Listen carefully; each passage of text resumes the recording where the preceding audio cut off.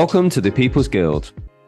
Each week we explore the Splinterland universe with guests from all across the mythical land of Praetoria. Join us on our journey as we discuss the evolution of the game, the strategy, the lore, and the exciting path that lies ahead. To support the People's Guild, make sure you subscribe, rate, and review wherever you get your podcasts, and also check us out on PeakD, YouTube, and Twitter. Send your questions, suggestions, and epic battles in our comments through Twitter or email at thepeoplesguildspl@gmail.com. We'll feature the best in our episodes and maybe airdrop you some prizes. Thanks for tuning in and enjoy the show.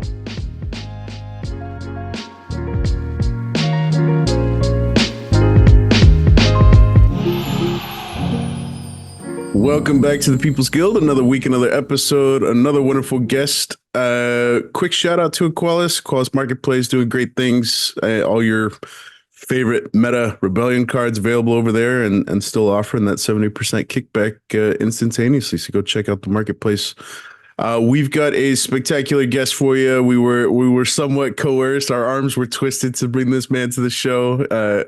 In all fairness, it's been way overdue. We had him on. Oh my gosh, Tails, what was it? Better part of 18 months ago at this point. And we're kind of in a completely different place in the ecosystem at this point. So wonderful to get you back on. It's like I said, long overdue, and absolute pleasure to be hosting you this evening. So welcome, Tails. How are you, man? I appreciate it. Thanks for having me back on. I didn't know I strong-armed you or coerced you guys into this visit, but yeah, we'll take it. You put me on the spot on air on your stream a couple weeks ago, and we booked it on the spot. Well, hey, I just missed hanging out with you guys. So what can I say? It's the holidays, and I feel like it's time to spread some Splinterlands love. So what better place to do it than the People's Guild?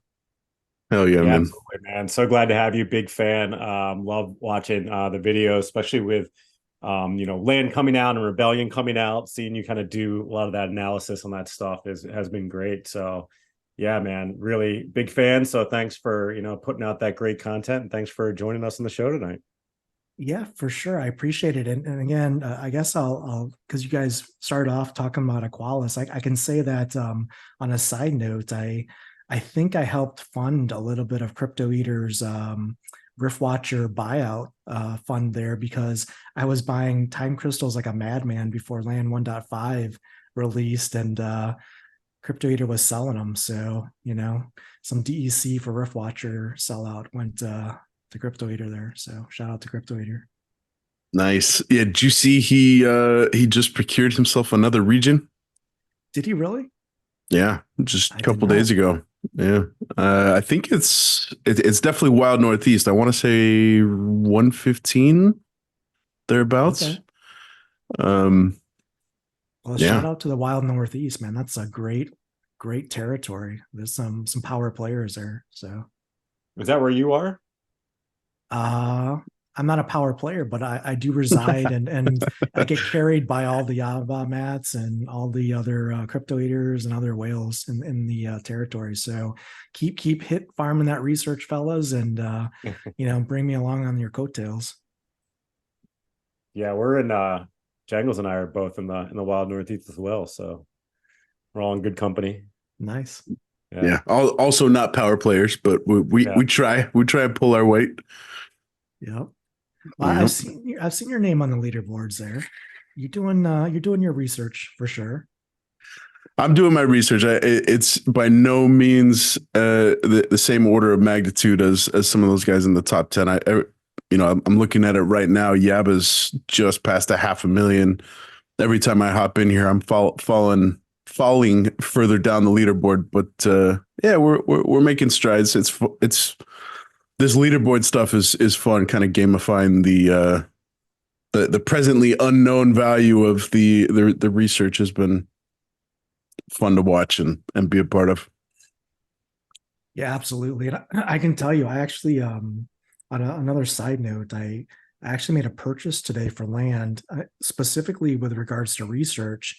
I have just kind of like some miscellaneous plots hanging out there. I had two rare magicals in a region, along with one, grain farming plots. And I was like, man, I keep having a deficit here because I'm farming research there and I don't have enough grain being farmed. So I'm like, I hopped on Peak Monsters today and I saw that someone had listed a bunch of, common plots in that region at floor price. And it hadn't been the case for a long time. So I was like, well, I'll just scoop one of these up and balance out my grain in this area.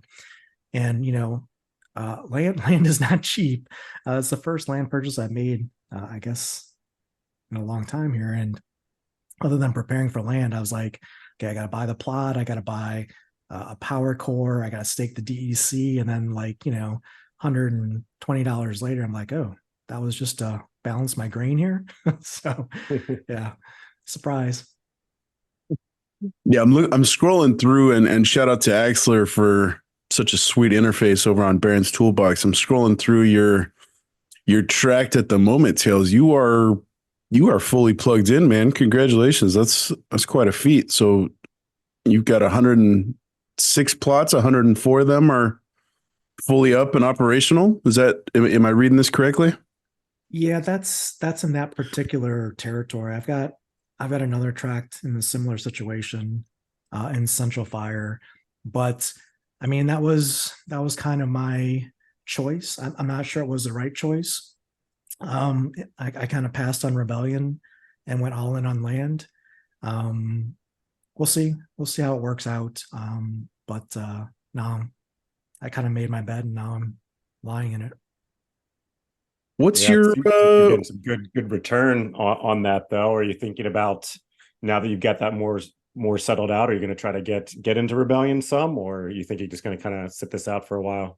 No, I'm slowly doing what I can to get up to speed with Rebellion. I'm kind of splitting my reallocations between land and and Rebellion, both. What I'm trying to do is I'm still trying to increase my production points on land because I still see land as a long-term play. And I think we'll be in land 1.5 for a good period of time.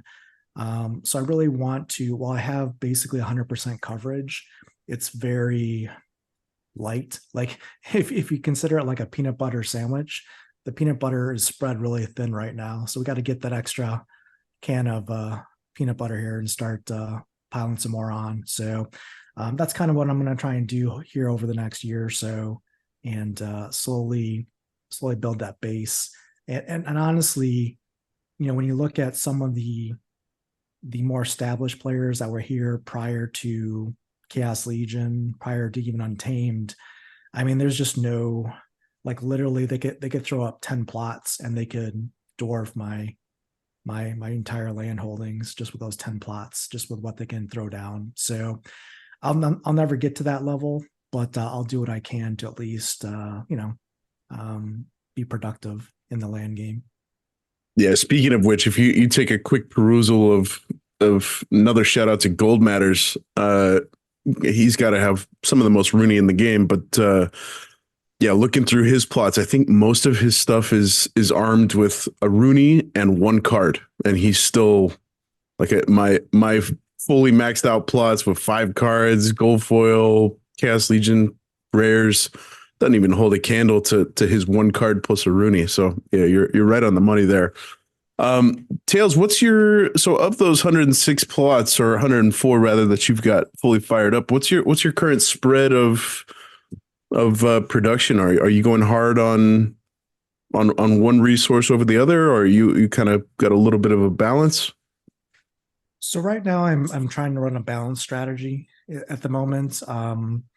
Anything that's a magical plot is farming research, and maximizing that benefit in land 1.5. And pretty much what I have, anything that's not farming research that's magical is farming SPS as a priority. And then anything, it's basically just sustaining the SPS harvesting. So really my strategy there is, I know a lot of the established players have, probably enough SPS and could care less about farming SPS, and they're focused on research. And that's fine. I get it. My situation is such where my land is not where it needs to be long-term. So I basically need land to basically pay for more land or land upgrades.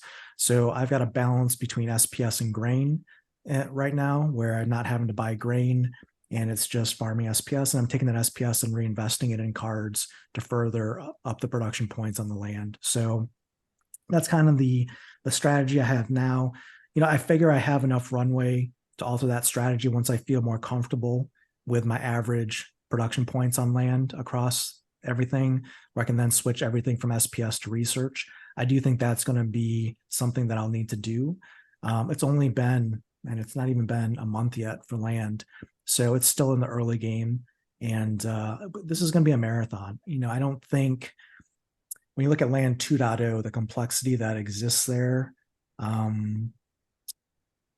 and knowing that 2.0 isn't even items and spells, it's just, kind of the next set of resourcing and building. By the time we're actually crafting and minting items and spells, I joked on After Sound stream the other day, it might be 2026 sometime. So this is a marathon, and, executing to your strategy, your budget, and your means is, I think, the most important thing, whether you own one plot or a region. It's just about kind of maximizing that as best you can. Yeah. With that being said, what is your strategy? Like, what are you looking to do? You said you want to add some more land. You have a good amount of a number of plots. You obviously don't have regions like some of the bigger guys, like we talked with Azarkron earlier today, and he's got almost, or it's like 1,400 some plots, or 1,200 some, I forget which was. So are you thinking you need to be at a certain number are you looking to be able to get every type of resource so that you can kind of have the option to, mint whatever card you want down the line? Or are you thinking I'm going to need to focus on a couple things, and I just want to have balance on that? So what's your long-term goal? I think it's too early to tell. I know the land 2.0 white papers have been essentially released for the most part at this point, but there's still a lot of unknowns. And I'll be honest with you, I haven't even gone through and started mapping out land 2.0 allocations because there's so many unknowns. If we look at what people did, with land before and buying summoners and stuff and loading up on that, thinking that was going to be the play, and it wasn't. You don't want to get too far ahead of the ball. I've got a couple extra BCX of Sloan lying around from that initial thought. Yeah, and I think, look, land is going to be such where there's going to be so much complexity, and there's going to be arbitrage opportunities.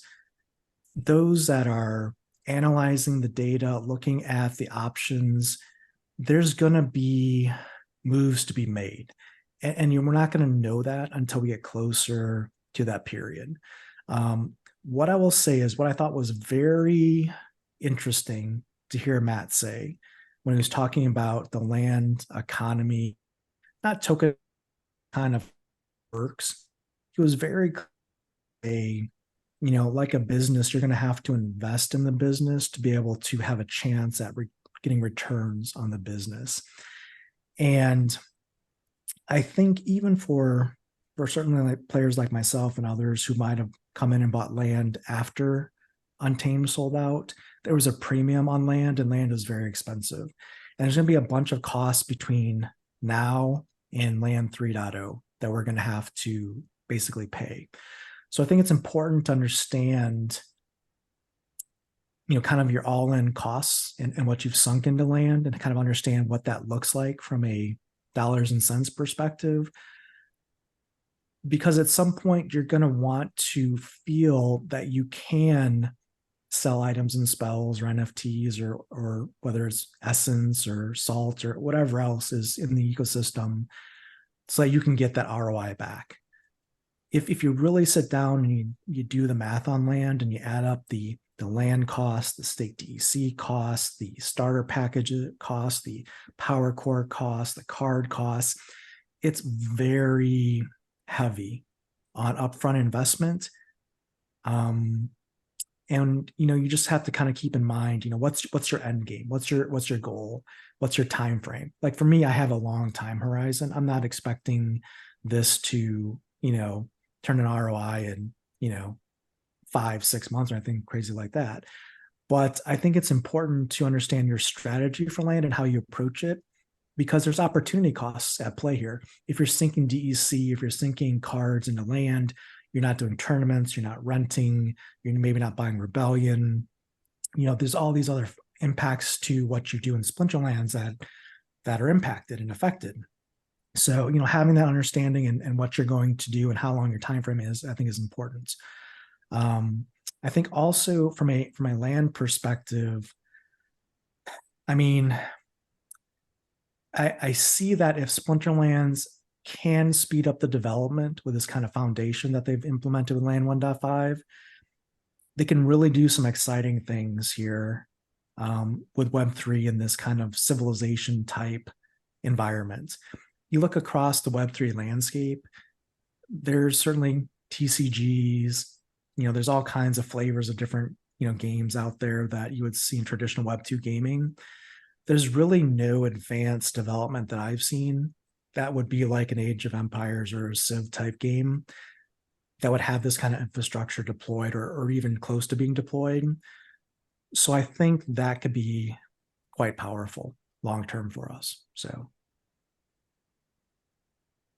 Yeah, that'd be awesome. I've definitely said before. I mean, I was a big fan of like Age of Empires, Total War, those types of games. To be able to build a game out like that on with Splinterlands assets would probably be my dream. So, if I hit the lottery, that's what I'm putting my money towards and buying into the game and getting them to get developers to do that. So that'd be something that'd be really fun to see. Yeah, and I think with land as well, it's. People coming into Splinterlands may say, man, this land white paper is really complicated. It's complex and it's confusing. And, I think it has depth there that Matt's getting to, and you definitely have to do your research, but it's not unapproachable, right? It's not like it's totally incomprehensible and it's, not understandable. I think what Splinterlands has done for a lot of its ecosystem, it may be not intuitive, but once you spend a little time talking to the community, looking at Peak D, looking at YouTube videos, it makes sense. I will say that's not the same with all Web3 ventures. And I'll give you an example. I've played Parallel on my stream. I know it's been talked about on other content creators' streams as well. And that game is just a card game like Splinterlands. And the game itself is not complicated, right? It's just like a Gods Unchained or any like Magic the Gathering, anything like that. It's very easy to pick up and play. But if you look at the ecosystem, how to enter it, how to participate, how to use NFTs, how to do all this stuff, it is not intuitive. And I would argue that it is much more complicated and confusing than Splinterlands is. For example, if you listen to After Sound's video, he did a great video, I think just today on Parallel, talking about introducing some of the tokenomics and some of the details. Even After Sound was confused a little bit, I think, in some of those sections of the white paper review and stuff. And that's after researching and kind of doing, some analysis on it. So while Splinterlands land and, the new user experience in Splinterlands may not be great, the good news is in a lot of other ecosystems in Web3, it's even worse. So I guess if you want to put that feather in our cap, we can do that. Well, it certainly feels like not worse is never not the best feather to have, but at least it is a feather, right? Sure. It's a little dirty and dusty, but hey, it's decoration. Yeah, a little bit of silver lining there. Tails, you've mentioned, and I think a number of times on your stream that you don't foresee Land 2.0 coming out anytime soon. I'm of a little bit of a different opinion. I think 2.0 will probably be here. I guess I'll go on record and say summertime 2024. I'm guessing we're probably 6-7 months away. I just feel bet. No, I'm not going to take it that far. But I would see if he'll bet you was Grimbardian Smith Tails if you need Rebellion cards. Not a chance. But it feels like that's a distinct possibility with the 2.0 white paper coming out and the significant delays that took place in the team's efforts to push 1.5 into production. We had an investigator on, we had Cryptomancer on, and everybody seems to be alluding to this very foundational approach that is going to allow for scaling to subsequent land releases, a much smaller task in comparison to what it was getting 1.5 out the door. Do you feel like there is any sort of sense of urgency from both team and community to get 2.0 out as quickly as possible? I've heard Bulldog say, the hype and the luster is going to wear off fairly quickly from 1.5. There's not a whole lot that we can do. It's essentially, you hop in, collect resources, and go back to your day. Obviously, 2.0 is introducing a whole new slew of buildings and storages and refineries and all this other layered nuance to land. Do you feel like there's which kind of camp do you fall in? Do you feel like there's a significant degree of urgency to get 2.0 out for the sake of A, keeping the community satiated, and B, just for overall land tokenomics? So what I'll say is I hope you're right. I would love to see land 2.0 in 6 to 7 months. Obviously I'm a big land investor and land believer long term. I just don't think it's realistic, and I don't think it's in the cards. I think if we look at the size of the team, their historic ability from a development timeline and what they've been able to produce, the backlog of requests that we just have coming from the DAO, from past proposals that need to get worked on, the soul keep stuff, the nodes, the ELO issues, the soulbound reward card pieces, burning events, promo cards, mini sets. I just see no reasonable path to that time frame. Like if they had, even if they carved out a development team, let's say of 3 to 4 people just to focus on land 2.0 and had that go off in a back office and figure it out, I think then it would still be pushing it. Let me just give you the context. If you look at what's going on the GLG side with Invenium, they have probably a smaller team. I don't know the exact size, let's say 3 or 4 roughly, dedicated to just that game, to get that out. And look how long it's taken just for that to get somewhat pushed to like a beta. I guess it's technically live now, but I just don't see it happening unless they onboard a bunch of new developers, or really just say, hey, all we're going to do for 2024 is land and put everything else on hold. Again, I'd love to be proven wrong, and I would love land 2.0 to get here as soon as possible. I just think the prudent thing to do is be prepared for an extended wait.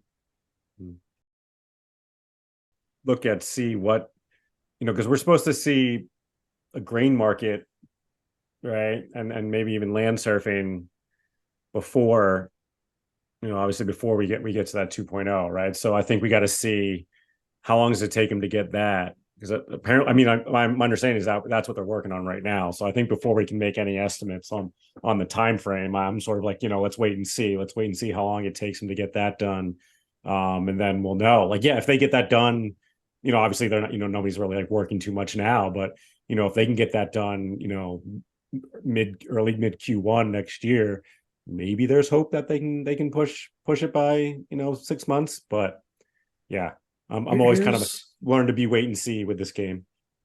What I would say is look at the level of complexity between 1.5 and 2.0. If you look at the 1.0 white paper, pretty much anyone that is functional in Excel could mimic the 1.5 functionality in Excel like easily, right? It's not rocket science, the inputs and the outputs for land 1.5. Now, if you compare that to land 2.0, the complexity there, again, we don't have LPs in the game. We don't have all these pieces. Like, they have the land foundation, but Splinterlands has never had in game a working LP of any sort. So the grain LP is going to be a big test, to your point, Hep. But it's not just a grain LP. They're adding essence, they're adding LPs, they're adding a whole bunch of buildings and resources. And look at all the process flows and the diagrams you're seeing in all these different white papers. The level of complexity, like if land 1.5 on a scale of 1 to 10 from a complexity standpoint, maybe a 2 or a 3 is probably reasonable. You look at 2.0 in comparison, it's probably at least like a 7 or a 6 in complexity. And look how long it's taken us to get just through the QA of land 1.5. I just think if you're from a development standpoint, if you look at that and you put 2 plus 2 together, there's no way you come out with 6 to 7 months. Again, I hope I'm wrong. I hope they basically, say, Tails, you're a fool and we're going to prove you wrong. I love it. Please do. And, I think the rest of the Splinterlands community would enjoy it as well. But I just, again, I would say make sure your expectations are in check and plan accordingly. Would just be my commentary there. Well, you're setting yourself up for a pleasant surprise, Tails. I like it. We'll get you back on when we get some announcements. Just early Christmas then for me. Yeah. Summer 2024. How about the sense of urgency? Do you feel like it's, is that a reasonable, obviously it took a long time to get from the conception of Praetoria to 1.0. And then there was, obviously, we've talked ad nauseum about the delays throughout summertime, and we got it just before or just after Thanksgiving, I should say, so 3 weeks ago. Wasn't it like when you were on here last time, Tails? I think that you guys were talking, was it? Because I remember that was when it was going to be like, oh, it's going to be out, by the end of the year, early Q1 of this year. I think you guys were talking about, oh, it's going to be coming out soon. And that was like over a year ago. Yep. Well, I mean, from an urgency perspective, I think what's happened is they've thrown the Splinterlands Salt Lords and community a bone. And they've like, here's land 1.5, we delivered, you're welcome. And I think because of that, the sense of urgency on land is reduced. You've got a lot of people talking about soul keep, and, got a lot of people just distracted with rebellion. So I don't think that, for better or for worse, that there's going to be necessarily a huge sense of urgency on land. Like, I don't think Matt's going to be in the back of the offices of Splinterlands whipping people with his, his torment, just saying, hey, get this out. Well, it's a good thing everyone works remote, huh? Right.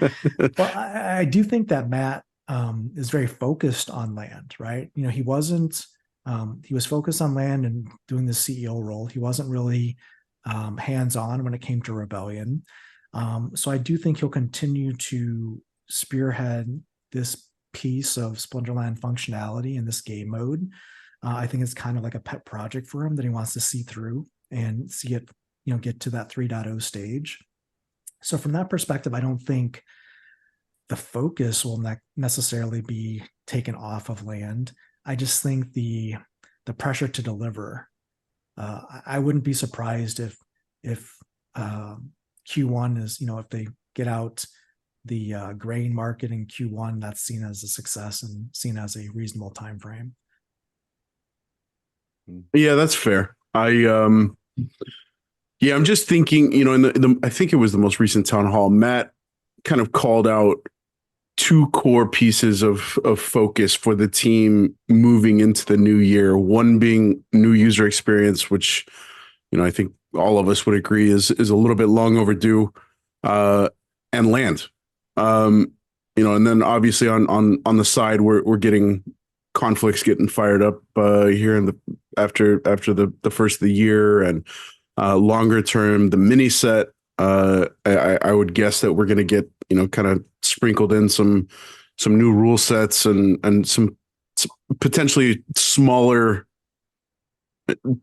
bits of sweetness to spice up the game a little bit. But I just feel like the focus being for 2024 new user experience and lands, it bodes well for a 1.6 and 2.0 release sooner than I think most of us are giving the team credit for delivering on. And your sentiment around development promises and delivery dates falling short time and time again, it's not lost on me. I completely agree. I was deflated with the most recent 1.5 delay, as I think most people were. But yeah, like I said, I just feel like those two things being called out as the primary focus for the team over the course of the next 12 months, I think ultimately bodes fairly well for a sooner than later delivery date on both of those things, 1.6 and 2.0. Sure. And I absolutely hope it happens. I would be ecstatic if, Land 2.0 and 1.6 and land surfing and all that came out as soon as possible. I think everyone would. And look, I have no inside insight to Splinterlands development capacity or planning or anything like that. So I'm just some guy on the internet talking nonsense. But, I just think, it's kind of probably better to be conservative in this particular view. But let's see. Well, that's why we're here to talk about it, right? To see who's going to be right in 6 months or 1 year. So with the focus being on new user experience, that's a huge umbrella of stuff. You can chalk absolutely everything from Elo to novice to what does league ratings look like to battles 2.0. There's just a huge slew of facets that you can toss under the new user experience umbrella. Is there a particular place where we expect or hope that we start seeing tweaks first and out of the gate that's going to be the most impactful? I mean, it's kind of like, where do you start? And I don't mean that in a negative or a mean way. I'm just saying that with a game that's been around for as long as Splinterlands has, I think for a lot of us in the community, we don't really understand what it means to come into the game as a new user, because the game has changed so much since when we first joined. So I would say, if you look at any type of, long in the tooth mobile game, like I refer to like Star Wars Galaxy of Heroes, because it was one of the games I used to play before I played Splinterlands. And I mean, it had a user experience and it changed. They had updated and adapted it, like every year, because the game evolved, it got more mature, there was more stuff going on, and they needed to find a way to, as a new player, to bring them in and make sure that they didn't feel like they were so far behind they could never get caught up, right? You still want to make new players comfortable in your game and ecosystem and not feel helpless or hopeless. The thing with Splinterlands is, you can always catch up, especially with the modern league, especially with Rebellion and Chaos Legion being what it is from a investment perspective. Like if you wanted to, I would say that as a new player today, you could join the game and be super competitive with, less of investment than most of us here on this, stream, either listening or participating today, paid to get where we are. So from that perspective, I think that is a good sign. But again, the whole experience as a new user coming in, there hasn't been really any focus on that. There's no battle pass, there's no tutorial, there's none of that exists in other games. Like we talked about Parallel earlier. Well, Parallel has its own tutorial that walks you through the game and, gives you basically a walkthrough on how to play the game and get started. They have a battle pass. They have all this stuff built into the game. And for Splinterlands, just to even deliver that basic functionality, that's table stakes for basically the industry, would probably take them a quarter, maybe 2 quarters, depending.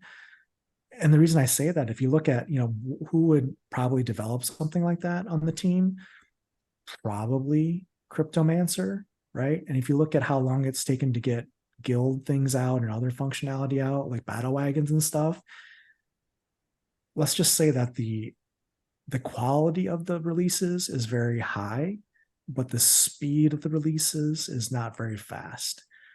So when it comes to the new user experience, they probably really should, just like having a dedicated team focused on LAN, they probably in an ideal world would want to have a dedicated team focused just on the new user experience and encompassing things like ELO and other things that are also part of the overall gaming experience. Again, this goes back to the whole what's realistic from a timing perspective, that discussion with LAN we just had. The problem is the team has limited development resources. They're probably not going to be hiring dozens of developers anytime soon.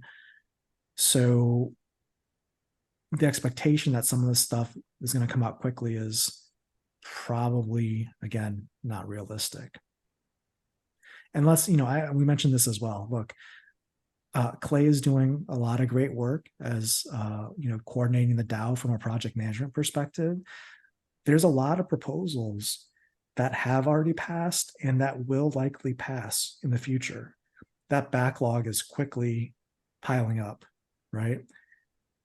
That's something as well that if the team dedicates resources to just doing what the DAO wants to have changed and updated, that's at least, 1 or 2 full-time developers probably just doing that work. So yeah, I don't know. I mean, I think we're just going to have to be patient. Hopefully we get a bull run here. Hopefully we get the ability to either A, for Splinterlands to onboard more development resources through Rebellion pack sales as an example, or B, maybe the DAO says, hey, we've got such a backlog here. Can we fund some additional development horsepower to get the things that we want done? And when we talk about DAO proposals, there's a lot of proposals that just, in my mind, seem to be wasteful and unnecessary. But I think proposals that actually could deliver game functionality and partner with Splinterlands as like a third party that works hand in hand with them in some form or fashion could be powerful to accelerate what we all want to see, which is new game modes, enhanced new user experience, the backlog taken care of. That I think is something that we haven't tapped into the DAO necessarily yet. That could be an accelerator for us, because I'm always I'm kind of dating myself here. I think it was, what was it? It was the old Kid and Play movie. You know what I'm talking about? Where they're like in college or whatever, or in school. House Party, or? Yeah, was it House Party? Where they have the teacher, and one of the teacher's lines was, the old teacher, he's like, time waits for no man, right? Well, Web3 is not standing still and nothing else is happening while Splinterlands is progressing. There's a lot of advancement going on in Web3 gaming. And if we want to stay relevant and keep players engaged, we're going to need to have this development stuff happen in a timely fashion. Yeah, I mean, I raised the podcast a couple weeks back. I forget who it was with now. But I feel like that new player experience, you see so many mobile games and just games in general that have that sort of very basic sort of walkthrough.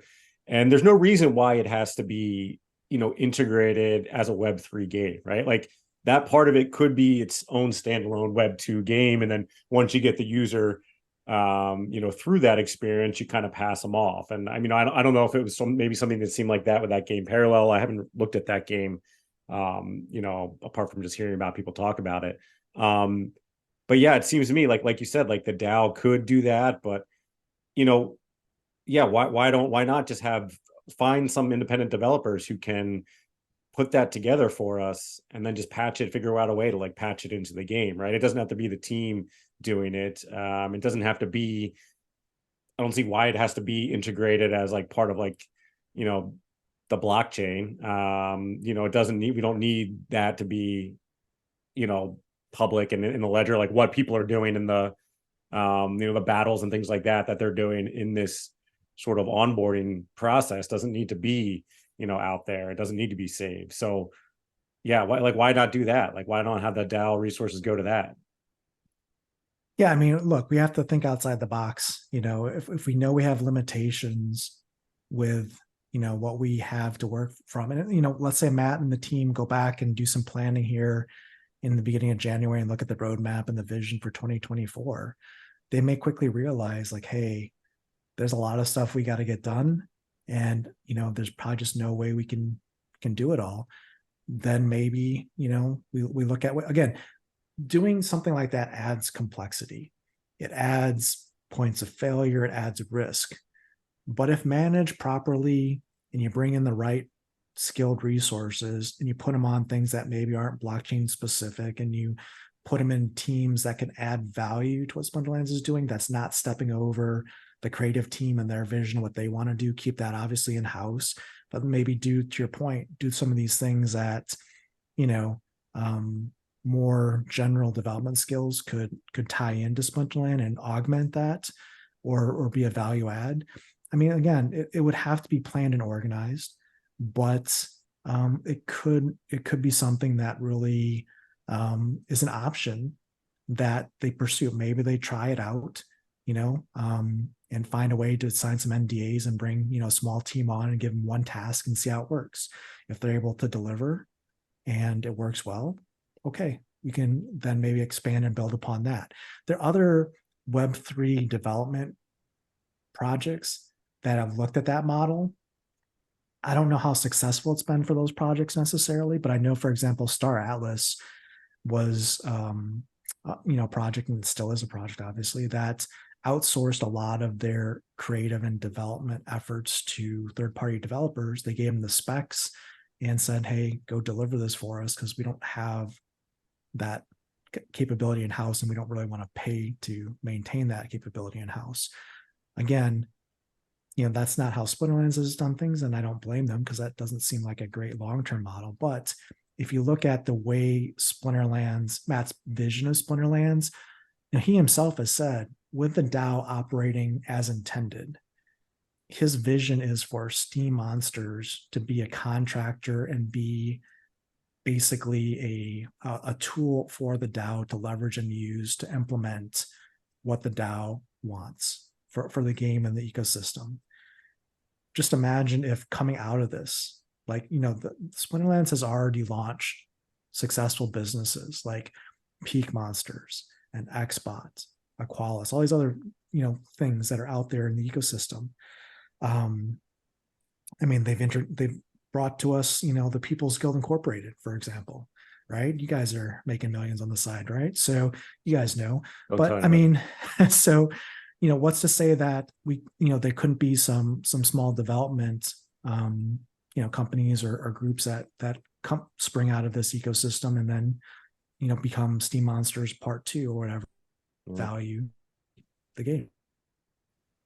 You know, that made me think of a conversation we had with Azurcon earlier today, and it's, you know, sort of being talked about that, you know, the DAO took in a lot of DEC from the Rebellion sale. And, you know, some people say we want to, you know, kind of treat that as burned, or some people say we need to actually burn it, or we need to just hold it and not do anything because we don't want to mess up, you know, DEC finally being at or around peg, and staying fairly stable. We don't want to have to sell DEC into the market and flood the market back with more DEC.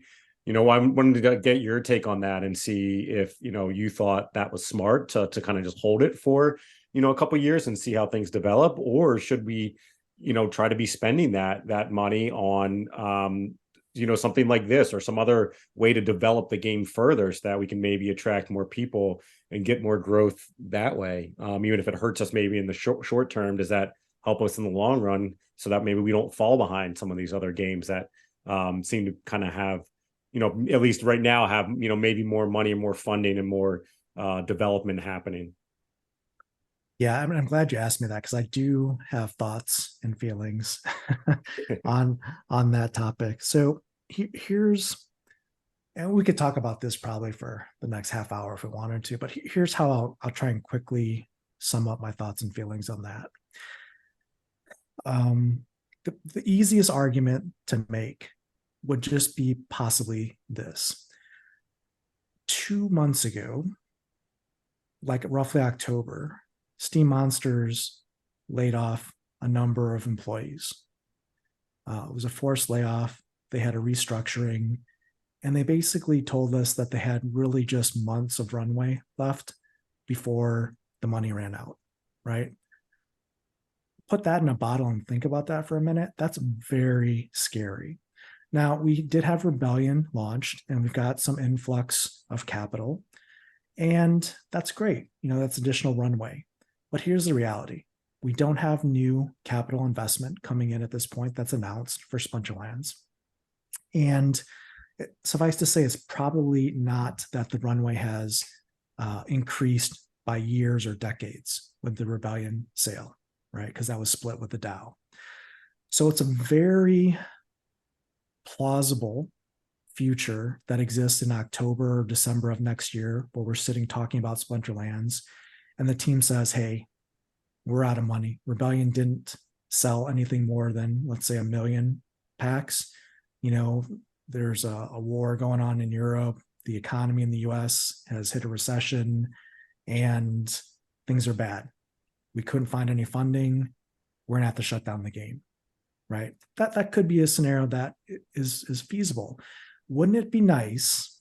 Wouldn't it be nice if the DAO had, let's say, $1 million of crypto, right? That could be used as a loan to pay payrolls and keep Splinterlands going in such a scenario, right?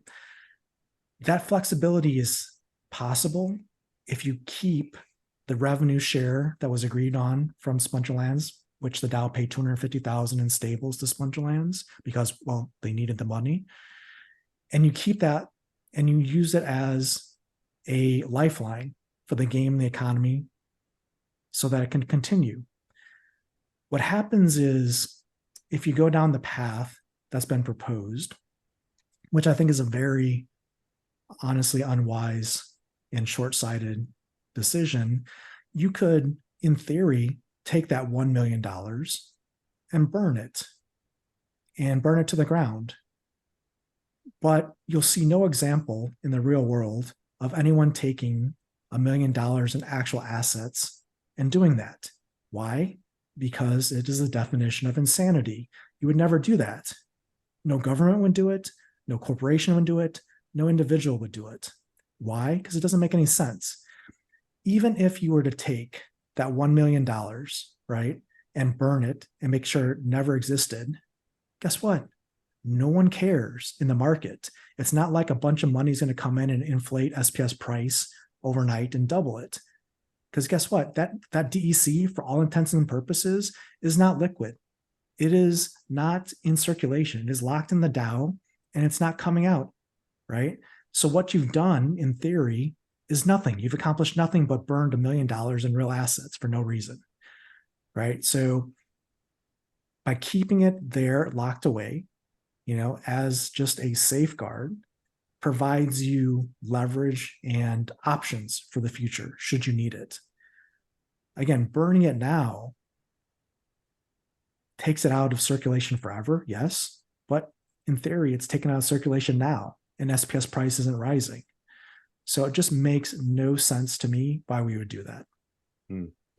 Yeah, it's like when the US wants to strengthen the dollar, they don't just we're going to gather up a bunch of money and burn it outside the U.S. Treasury in Lafayette Square, right? No one goes there's other into mechanisms to do it, right? Yeah, no one goes into Fort Knox and say, how can we destroy all this gold to make our economy better? Yeah. No one does that.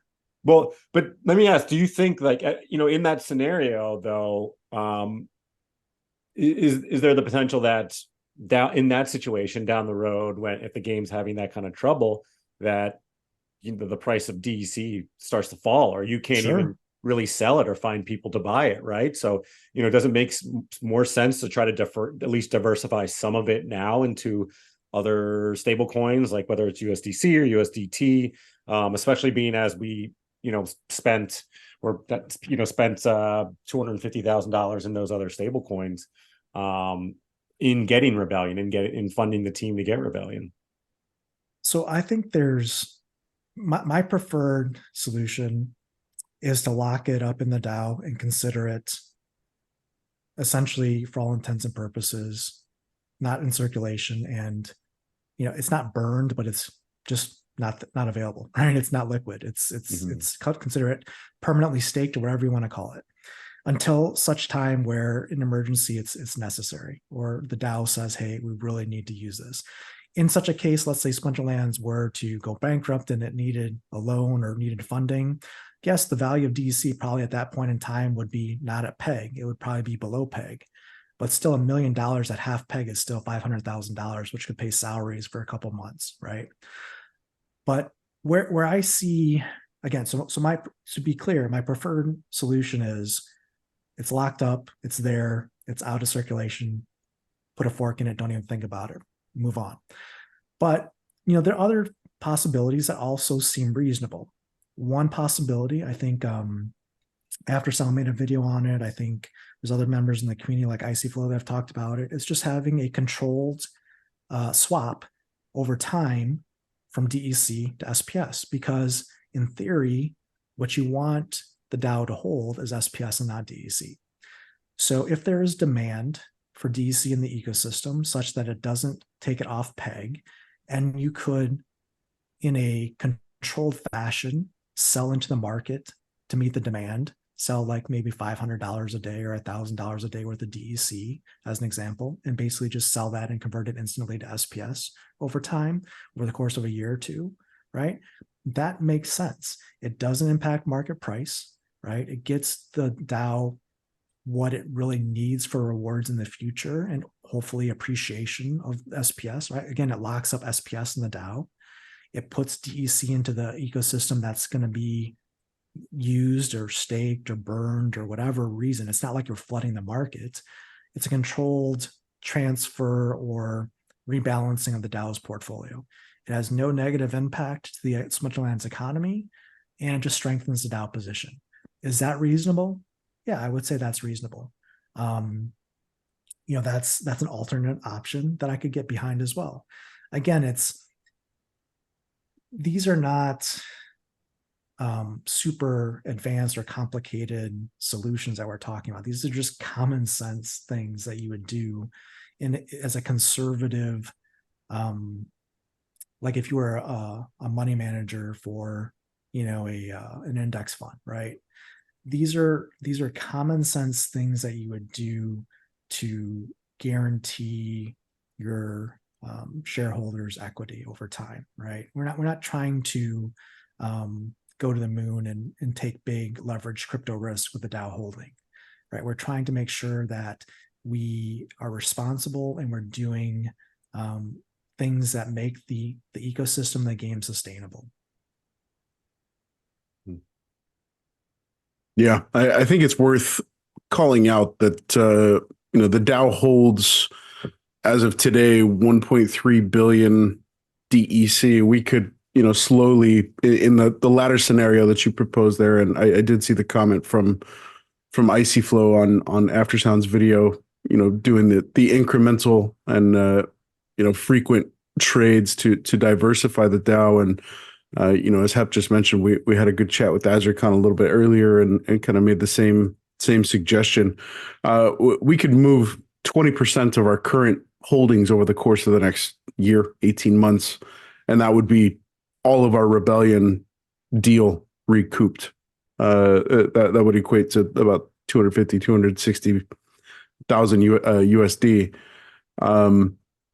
Yeah, it'll be interesting to see how the community responds. I shared that post from Azurcon with you, and I think it, his suggestion, the title, I like to think the DEC that goes to the DAO burns, kind of implies, it's going straight to the incinerator. But the reality is, it feels like the majority of of the whales, according to our conversation with Azarkhan, are more of the mindset of what you put forth initially, in that it's just wait and hold, do nothing. Let's see how the market responds. Let's see, the state of the economy, 12, 18, 24 months down the road, and make a decision as necessary. So not necessarily putting forward the proposal of taking that 1.3 billion DEC and putting it straight into the fire. But for all intents and purposes, consider it burned. It's completely illiquid. It's not available in the markets. We're not going to open the floodgates. The effect is the same thing in the short term, for sure. One could argue in the long term that, well, it could always be reintroduced on the market. But guess what? At this point, we're a micro cap when it comes to crypto and Web3. No one's looking at the circulating supply and doing the due diligence here and saying, oh, if Splinterlands doesn't burn this DEC, there's no way I'm investing in SPS. No one's doing that. If they're doing the research, they'll understand that this DEC, this SPS, is essentially off the market and not liquid, and they'll make their decisions accordingly. I think it's giving too much credit to the crypto bros out there, saying that if we do this, all of a sudden Splinterlands will be a top 100 coin. That just is not reality. Yeah. Well, to your point, we've in effect we've already seen the results of this DEC exiting the market, right? We've seen SPS 2x and 2x plus in the last month as this DEC has exited the markets and become illiquid. So it doesn't add up in my mind that taking that extra step and tossing all this DEC into the incinerator and burning it irrevocably from the ecosystem is really going to move the needle much further than it already has. So yeah, just playing the waiting game, I think is probably the right call. Yeah, and I'll also just add to this. I mean, look, I know Matt said in the recent town hall that he considers this, DEC, effectively burned or out of circulation, right? Remember also when Matt pitched the proposal to do a revenue share with the DAO for the Rebellion pre-sale or Rebellion wholesale, right? The whole pack sale for $250,000 in stable coins from the DAO. Matt didn't say, hey, you're going to give me $250,000 from the DAO, and then all the DEC you're going to burn it for us because that's a nice thing for you guys to do. No, he said it's a revenue share, and it's going to take the DEC off the market, which it has done. Again, I think people are literally taking Matt's comments of burning and just saying, well, we just got to get rid of this. And that just does not make sense. It was not what was originally proposed. It doesn't make any sense for the DAO. It doesn't make any sense for the tokenomics. It just, again, I'll go back to my previous comment. It just seems an unwise interpretation of the word burn. Mm. Yeah, no, I totally agree. I think, yeah, so I think it's kind of like the words you choose to use matter, right? Like, we shouldn't be saying it's burned, it's kind of locked up, it's off the market, it's a liquid. I think that makes a lot of sense. But yeah, when you start to say, oh, it's burned, then that's when people start to, maybe get upset that, we just gave the game, we gave Steam Monsters 250,000 and we're getting nothing out of it. Because what we get out of it, we're now just going to light it on fire, which would be insane, like you said. So, I like the idea that, it's in the kitty for the rainy day fund, and hopefully we'll never need it. But if we do need to use it, it'll go to something good, and, not for something that nobody really needs, or something silly that the DAO is just going to vote on for shits and giggles, right? Yep. One thing I'll say just to close out this commentary, I know the game has done in the past, sales of, mini sets or things to burn DEC for the sake of burning. Like the market fees are burned. I think if you buy grain off the market, it's burned. If you buy stones for DEC, in the past, it was burned.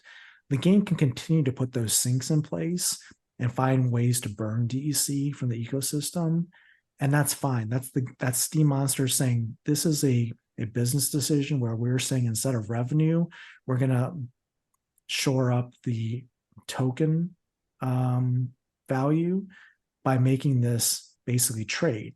We're trading revenue for token health and economy stability. Now that's fine for Splinterlands to make that decision because they can create those sinks and those game pieces and game loops, until they're blue in the face. They can do that infinitely. The problem is with a revenue share of a one-time sale, like with Rebellion, that you cannot do infinitely. And I think it's just foolish to assume that you should just, make it like a market fee and just burn it. Again, I think it's unwise and a bad take. Mm-hmm. Yeah. And looking at the, if we get anywhere close to, Matt gave the very conservative call out that we need to be selling around 1.5 million Rebellion packs. Well, we're well on our way. We've still got, I guess 9 months, 10 months of Rebellion packs being available in store. And we've sold just over 550K. With most of that took place with the pre-sale. But anything on top of that gets us closer to that 1.5 million pack sales, and of course anything in excess of that, that's just going to be, we'll be tripling our DAO holdings in DEC over that same time frame. Mm-hmm. Yeah. Well, here's what I will say. I mean, look, I'll tell you my plans. I plan on buying probably another 1,500 to 2,000 Rebellion packs in the next 10 to 11 months, right? And I don't know how I'm going to do that, but that's what I'm going to try and do. I think probably most of the community does not have the Rebellion cards that they want right now, and that's fine. So I think in reality, a lot of Rebellion packs will be sold, especially if we get into a bull market here with crypto. And especially if, regardless of that, I just think that there's going to be a lot of packs sold. So we should do well when it comes to Rebellion, just because, like, if I look in the guild brawls, I mean, there's guilds out there that can't fill frays that are Rebellion only because people haven't bought the packs and the cards yet. The rental market right now, if you rent Rebellion cards, it's very expensive and the market depth is very shallow. So there's definitely a lot more demand or potential for demand that's going to happen. So I think Rebellion will do well. I think it's just people are taking a restrained approach to the set, which, given what we've just been through for the last 2 years, makes sense. Yeah. And that sentiment of slowly moving into Rebellion, it's you're not isolated in taking that calculated approach. We've heard guys like Dwayne echo the same thought of, I don't have the finances to necessarily make the moves I would like to on Rebellion at the moment, but over the course of the next year, I have every intention of moving towards a maxed out Rebellion set. And I don't know what the exact calculations are, but that's something along the lines of 4,000 packs, 5,000 packs to achieve a champion level playing deck. So yeah, it's probably over 3,000. I think, and this is an interesting discussion and maybe a sidebar, but the limiting factor, surprisingly, for most champion decks, if you just go down the pack buying route, is going to be your common cards. It seems counterintuitive, but I can tell you from experience through Rift Watchers, my own personal experience is I didn't have any problems maxing legendaries, epics, or rares. Where I still don't have max cards in Rift Watchers is in the common cards, because you need 400 of them. And just out of the pure numbers perspective, based on the number of common cards there are in the set and how many commons you need to max level. Common cards are the bottleneck. It's not intuitive, but just from a pack buying perspective, that is the case. Yeah, it's an interesting dynamic that's occurred with Rebellion, because we have arguably the most impactful common cards that the game has ever seen, by way of the multi-element summoners and this one per splinter, one per element, no attack monsters that play so well with the meta. And just looking at those are the handful of cards that I've refused to make moves on, just because they're sitting at between 30 and 50 cents a piece. So it's interesting taking the approach of packs versus buying that stuff off the market. I guess it depends on which cards are you going after, whether that's the commons or the summoners or your legendaries.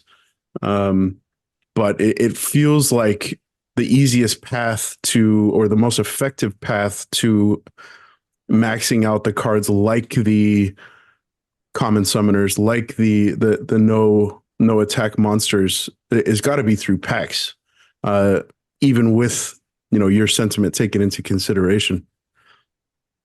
Well, it assumes that people are opening packs and listing the commons for sale. I mean, sure, the bottom tier commons, there's probably going to be a surplus of those because people may not want to max those.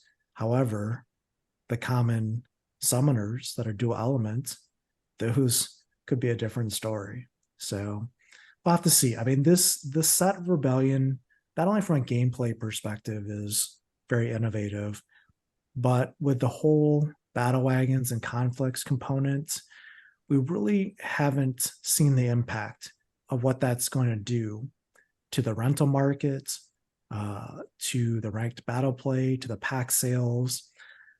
That's a whole nother hypothetical discussion around what we could see. I don't think it's being talked about maybe as much either, but one of the interesting parts of the battle wagon piece being new for this set is there's no guarantees. So if you were, let's say, a whale or a player that bought more packs than you could actually use as an individual, right? You're going to, if we compare this to the burning event, right?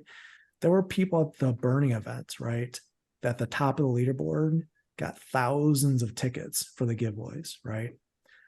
And then there were those that put in a decent amount of investment, burned. Let's say they burned, $1 million or DEC or whatever. But the amount of tickets that they got and the amount of prizes that those resulted in were, I would say, probably disappointing for most. With this conflict airdrop system, it's going to be interesting to see the first airdrop, how that works out, and what happens to pack sales thereafter. It could be such that if the whales get so many tickets and they get so many airdrops, it can really be an interesting side effect on the second airdrop if we see what those numbers look like without the guarantees. I don't know. I mean, I'm not going here and doing the math necessarily and trying to figure out those details specifically, but I think it's going to be a very interesting thing that we're going to have visibility to, well, in the next month, right? And see how that plays out. Yeah, that's a great call out, is, the conflicts being a brand new mechanic being introduced to the game, which again, to use your word there, Tails, and completely echo the, degree of innovation to completely shifting how airdrops are managed and achieved. We could see that could be enough to surge pack sales, depending on how that first conflict and the resulting airdrop plays out over the course of the next month. We'll have to see. If it comes in and the numbers look like it's feast or famine, meaning you either whale out and you get all the benefits, or you just participate as normal and, get scraps. I don't know. We'll have to see how it all works out in the averages, but it's an interesting concept, the no guarantee piece. Yeah. So have you thought at all about whether it's going to be more beneficial to stake packs or to open them and kind of combine cards and be able to stake your cards in the wagons?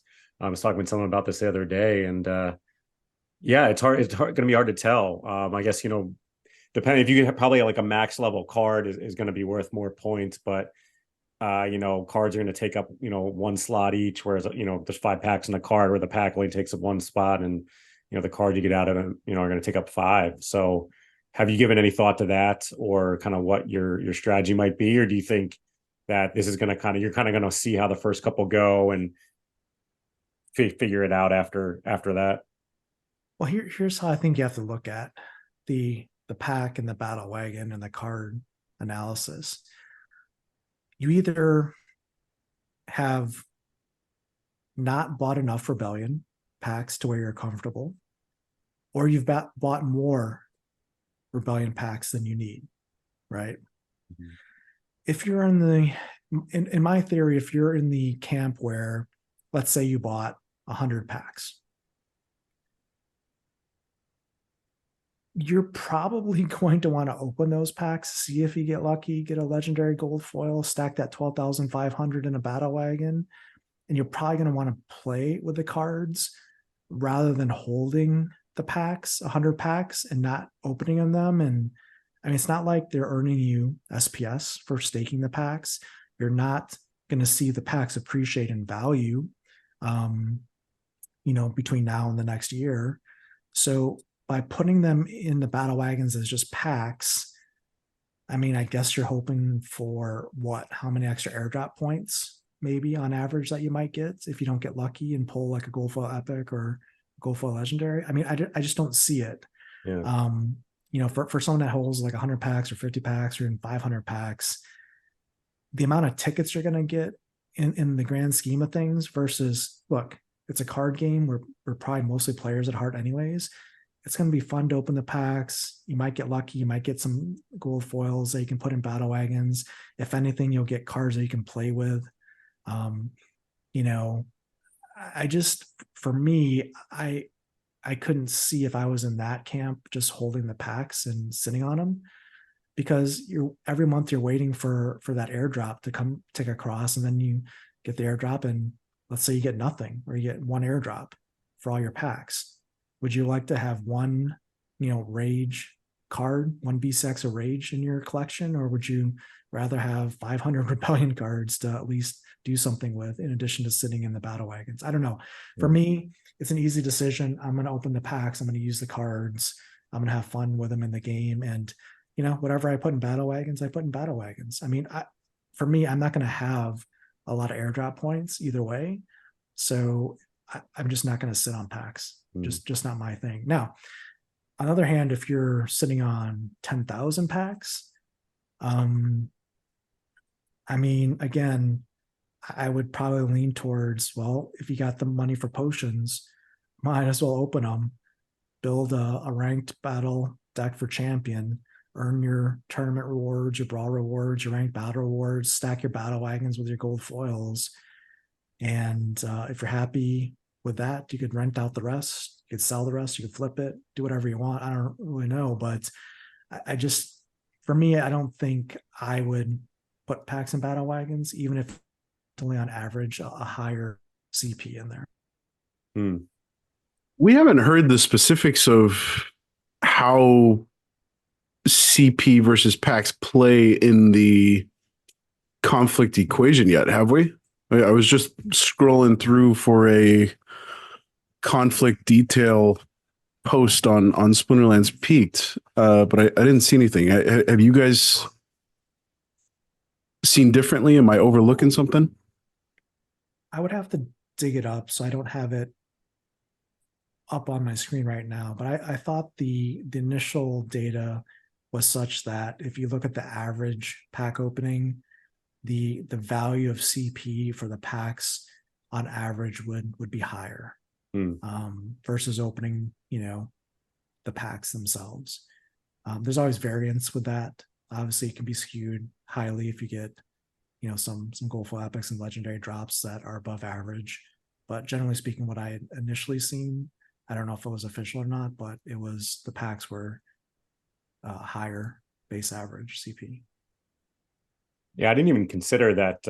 I had 100 packs that I opened, and I did pull a gold foil legendary, and I didn't even consider holding on to it to get for those airdrop points to be able to stake it in the battle. Like that thought really didn't enter my mind. Yeah, I was just kind of figured I could sell it and buy more rebellion cards with regular foil cards or other cards that I wanted. And so that's what I did. And yeah, that's a good point about those are going to be kind of outsized points for in your battle wagons. Yeah, I mean, it's in the past, the average Joe, like, you and myself would take that gold foil legendary if we pulled it, flip it, sell it, and buy more packs.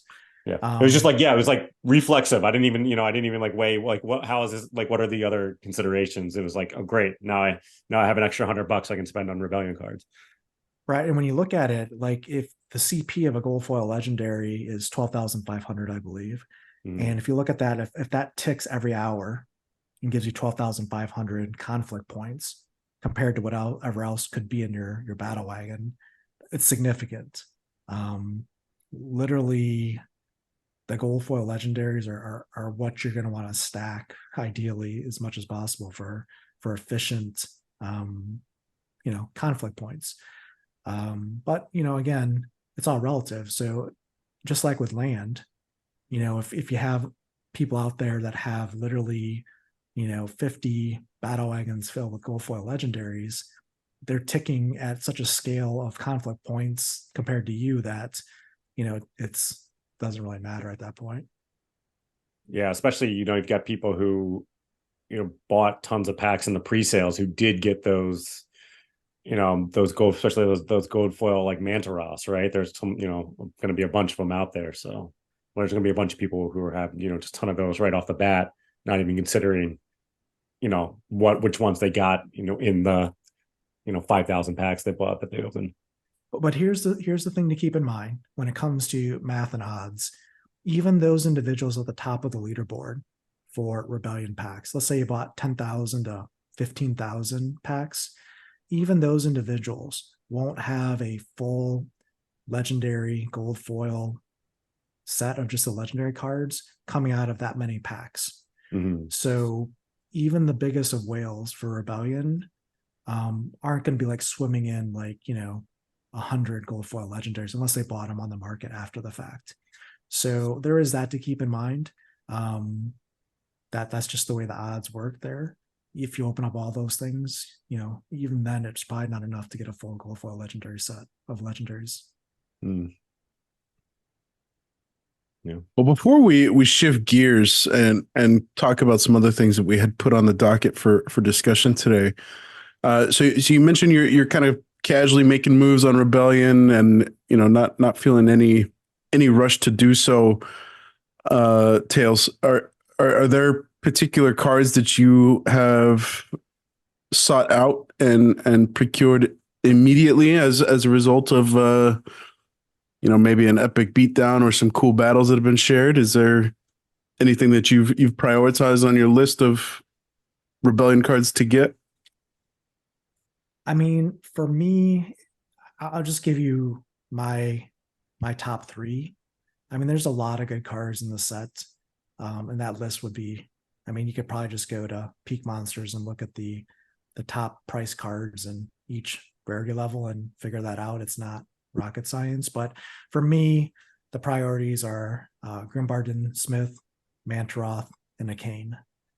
Those are, for me, the chase cards that I would want to get to a level that I could play quickly, because to me, those cards are difference makers. And not to say there's not other difference makers in the sets, it definitely is, but those are the top three for me that I enjoy. Yeah, I think those are probably Those are definitely some of the first ones that I got. I actually haven't leveled up my Mantaroth yet. So I haven't only am at a level 2, and I'm just like, man, should have done it when it was $25 instead of what it is now. And yeah, it's kind of like it is one of those cards where level 2, you're like, oh, it's still pretty good at level 2, but then just when it gets to repair at level 3, it's just so much better. And I'll like have like basically the same lineup as people often, and they just have the level 3 instead of level 2, and I'm getting my butt kicked. Yeah, Well, I'd throw the Runeseer Savaya on there as well. I think as a support card for Dragon, that card is great as well. That's one I got fairly early. That I use a lot. Yeah. Well, I think Moxie and Rebel, the 4-mana neutral, it's not super expensive necessarily, but I think it's a go-to card for Little League and low mana battles for weapons training. That's kind of ubiquitous. What I'll say is, from a history perspective, if you recall Chaos Legion, Dr. Blight spiked up to probably like 140-ish, right after the pre-sale. And he stayed at $100 for, I want to say, at least a year, right? Check Dr. Blight's pricing recently. So generally speaking, even the rare promo cards that are very meta, you'll have opportunities more than likely to still get them at a reasonable price. You just have to have patience, I think. Well, I wonder if, obviously Dr. Blight is much more widely available than something like a Mantaroth. So looking at Blight's total BCX, it's just over 20K. Total BCX of Mantaroth is just over 5K. So I don't know, with respect to Mantaroth and Grimbar Dune, I don't know if we're ever going to see that price come down as long as Rebellion is relevant and modern.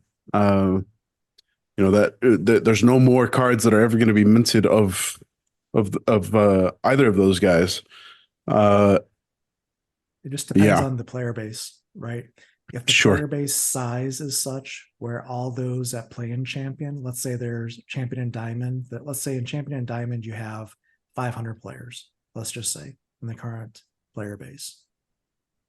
That's just about enough Mantaros for that demand at that level. Yeah. It's close, right? For Dr. Blight, it's obviously for 500 players at Diamond and Champion, 20,000 is more than enough Dr. Blights, right? Which is maybe why you're seeing the price in Dr. Blight go down. But at the same time, you could say, well, every gold level player that's competitive needs to have a gold level Dr. Blight as well. So it's all relative. At the end of the day, to your point, Bjangles, is if our player base has a sudden increase and there's a lot more desire to fight in Diamond and Champion because SPS prices are higher and Mantaroth is a difference maker there, then yes, Mantaroth could be a kitty type play moving forward for pricing. It's just going to depend on the player base size. How much do you miss your kitty tails? So that's an interesting topic that we can talk about here. I will say this. I miss kitty True Strike. I don't. Well, here's the thing, and here's where I think it's very important for people to realize. Without a summoner that gives an entire team True Strike, and not just any team, not just one specific splinter, but literally any splinter or any team that you could bring with True Strike, people don't realize how important that is. In the current modern meta that I have seen, without kitty in place, where you only have maybe 1 or 2 True Strike plays in a given battle, speed matters. The speed meta, things like blind, flying, slow, swiftness, dodge, those things will win you games in the current modern ranked battles. Before, in the champion levels, kitty just nullified that. It didn't matter. If you competed at those levels, you probably had access to kitty in some form or fashion, or you were just, a trooper and, swinging away. But, now you don't have that crutch. And now speed, like I said, speed matters. And if you think that misses don't make a difference in battles, then you haven't played the new modern, because Yasik, super clutch. Even without Yasik, quicks with that -1 speed, with some slows and, Naga Assassin, that can be the difference in you winning and losing without Kitty in the equation. So I think people are going to quickly realize that you can bring the best Possibilis team on paper to the battle, but if you can't hit anything, you're not trampling anything. Yeah. To your point, Kitty was so powerful that you would come across her in reverse speed matches. Sure. You're willing to sacrifice the first attacking first for the sake of True Strike. But yeah, it's been fun to watch. It's been fun to be a part of. I know Hep is a big fan of the Thispa Riftwing play, which was essentially non-viable except with Little League rule sets where Kitty was not an option. But yeah, Kitty exiting modern, it brings real argument and viability to the likes of Thispa and even Aquatis, Astral Entity, those cards who have the potential to generate misses. Yeah. That's a great man. I play the Deceiver all the time these days. In Rage rule set, man, it's like you with the Riftwing and the Deceiver, like you can win a match on backfire. Yeah, it doesn't even matter. Who would think we'd be talking about Pelacor Deceiver metas? Me. Right?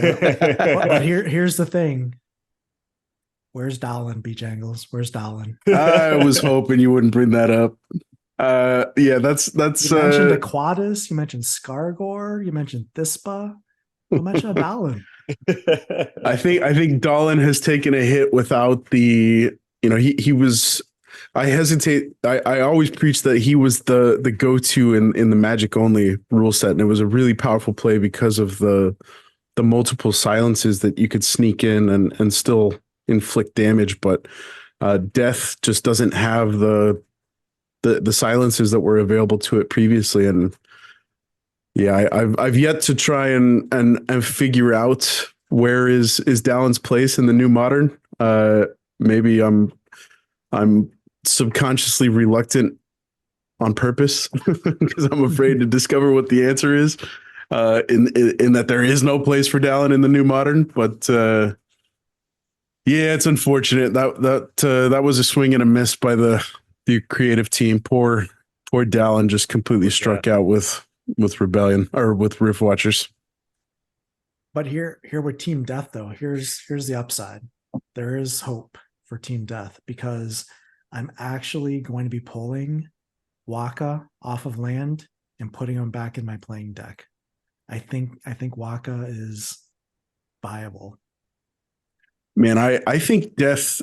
A lot of people are kind of championing Life as the big clear winner with Rebellion, and I can't necessarily argue that, but I do like the state of the Death element now. I think to your point, the epic scattershot with Waka is a great counter to, if you've played Modern at all in the last couple of weeks, you've undoubtedly come across the Lily Grim Bardoon Smith team with just a whole bunch of sustain in the back, and there is no getting through that.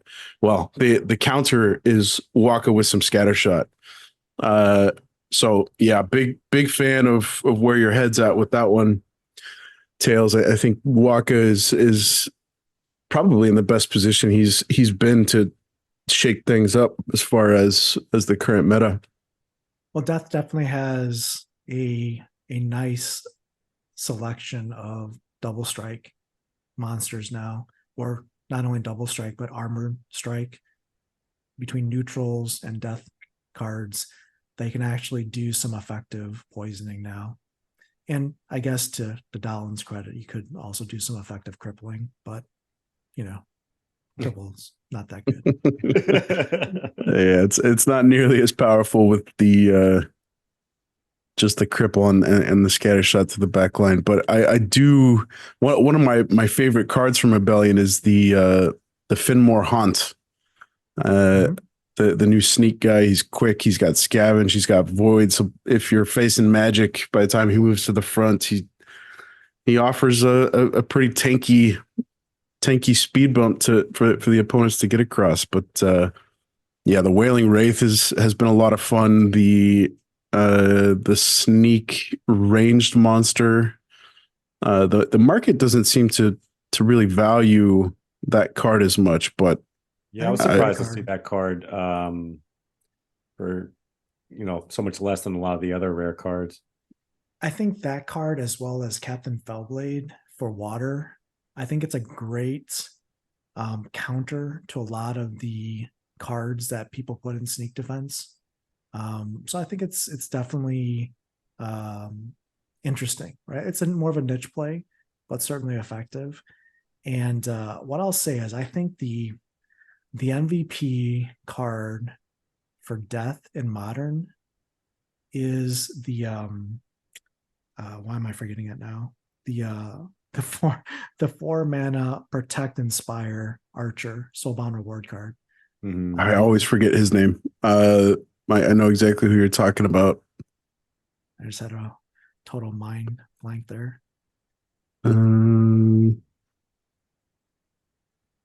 Yeah, not the Weirding Warrior. He's like, the Ravenhood Warden. Yeah. Yes, Warden. That's the one. Yeah. That card. So for me, one of the problems that I always had with Waka when I tried to use them in the Untamed era was Death was just too squishy, right? They didn't have the ability to stick around. And that 4-mana Ravenhood Warden just gives them that extra turn at least to be effective. And I think that, obviously not against Magic, but for generally speaking, I think it gives them an option. And I think for 4 mana, it's just a clutch death card for that Splinter. Yeah, you mentioned Fellblade, and I was trying to I actually pulled a gold foil of that as well out of my packs, and so I have a level 2. I haven't really invested in getting that card up higher, but I have been experimenting. I haven't been able to make it successful yet, but when you get Wands Out rule set, everybody immediately is going Immortalis, and it's just who can maybe get lucky, stick a poison, or it's just kind of like, or go into fatigue. But I feel like that's a good opportunity because everybody's not really worried about protecting your back row at all when you're doing that, and having being able to play that sneak with a melee attack into the back row. I think maybe if I get that card level up, like that might be a good solution to just habitually playing Immortalis and Wands Out rule sets. So I don't know. Everybody give it a try. Let me know if somebody can make it work. Well, I was always a fan of the Coral Wraith in the Untamed. I think it was the Untamed sets with that magic sneak attack because it was unique. It was not something other splinters had necessarily. And water basically gets that back with Captain Fellblade because most sneak defense that people employ are very susceptible to magic sneak damage. So like your every hungry skulls or your she's and the Hungry Skull and the other reward card, that orc that's got the retaliate. The dumb cake orc. In super sneak rule sets, it's one of those two guys that's holding down the fort at the front and the back, and Captain Fellblade just sneaky play to completely wipe that out and make it a non-issue. And she's fast. She's going to strike first most of the time. Yeah. All right. Well, exciting stuff with Rebellion. The more we talk about it, the more It seems that the community is on board with what Rebellion has done. I don't know if that's attributable largely to the new stuff that has come in with Rebellion or the exit of Untamed, or maybe it's equal parts. I do think that the tactics has been a lot of fun for me. I think there's a couple of sleeper picks on the summoners. I haven't found a way for the magic summon, or excuse me, the fire summoner to really be impactful just yet. But the death Rekla with the reflection shield or the -2 HP, I think that's one that is definitely getting slept on. 80 cents a piece at the moment. And the reflection shield is far and few between in Rebellion, and there was obviously none of that in Chaos Legion. So it's a nice little sneaky play for either Magic Reflect or Return Fire or Thorns or yeah. Yeah, definitely. I think Nomos for fire is probably the hardest to use right now. You can use them in Wands Out with the legendary neutral that has the silence and the void armor. But it needs to really be in more low mana Wands Out matches to be effective. But yeah, he seems to be not the greatest of the choices that we have for rare summoners for Rebellion. Yeah, I think an interesting way to shake that up would be because he's the only one on a Rekla. You also have the option of applying two of the tactics, whether it's the nerf or the buff. You can apply each of those to two monsters. I feel like with two of each, it would be much more valuable if you could choose, a -2 magic and a dispel versus having to go, all in on taking magic away or all in on applying dispel to folks. Yeah. And it feels like the team is open to adjusting stats after the fact. We were talking about that with Azurcon a little bit earlier, and Matt called out the Death Legendary guy for falling short when he gets bumped up to level 4. It's a shield and an HP, and spending $30 to take it from level 3 to level 4. It's not really justified by such a small bump in stats. So who knows? I will say, and I think this is a trend that I noticed across a good chunk of the Rebellion's card set, and I think we talked about it on stream as well, Bjangles, is if you're looking from a budget perspective, there are certain breakpoints and levels below max level where you're comfortable, I think, giving up our shares if you're on a budget and just saying, hey, I can make this card work at a lower level, sometimes gold, sometimes even lower than gold, and say, look, all I'm getting by basically tripling or doubling my cost of investment on this card is some extra shield or health. I'm not unlocking any critical abilities, and it's just doesn't make, at least the current prices, monetary sense to level some of these cards to max. I don't know if that was intentional, but it seems like in this set more than others, there's definitely some breakpoints that just make sense to stop at. Yeah, I'd agree. Even like I was saying this earlier today, even the Moxian Rebel I have, I got it to level 4 so I could get camo, and after that, it's just minor speed and minor health, and I'm not. That's not really what I'm looking for in the card, right? I want that 4 mana weapons training. It's nice if it can get the camo and stay alive and help me out a little bit longer, but I just feel like for what it's worth, like you said, I'm for now I'm fine with it, right? Like I'd rather spend that money on other cards that I don't have, at the point where I feel like they're viable to even play. Like I feel like that card is definitely, that's a card where at level 1 it's viable to play with if you have the right support cards around it that you just want to give weapons training, especially in a little league or a low mana match, or an all commons match. So yeah, I think that's why I've noticed that. I feel like I noticed that with like a lot of the cards, like you said. It seems this set, way more than Chaos Legion. Yeah, you look at it and some of the stuff just seems so good off the bat. And yeah, and once it gets down to the last 2 or 3 levels, it's nice to have. I guess if you're playing in the highest level, then where that 1 speed or 1 health, could make a difference in a win or a loss, and it's that important to you, then you probably want to do it. But otherwise, I think it's better to just diversify the cards you can get now. What are your thoughts, Tails, about the team potentially revisiting stats after the set's been released? Do you feel like is that a slap in the face to folks? Is that something that we should embrace and encourage more of? Where do you fall on that one?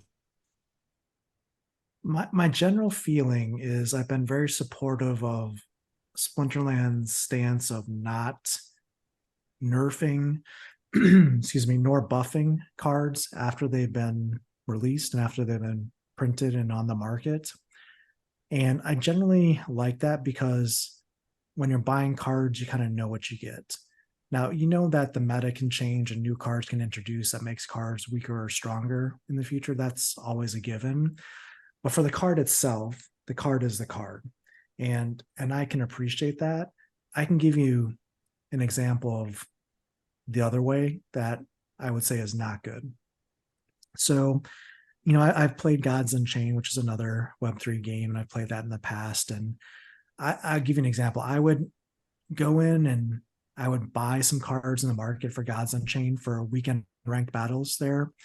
And literally by the time I bought it on a Friday, I would use it on Saturday and Sunday.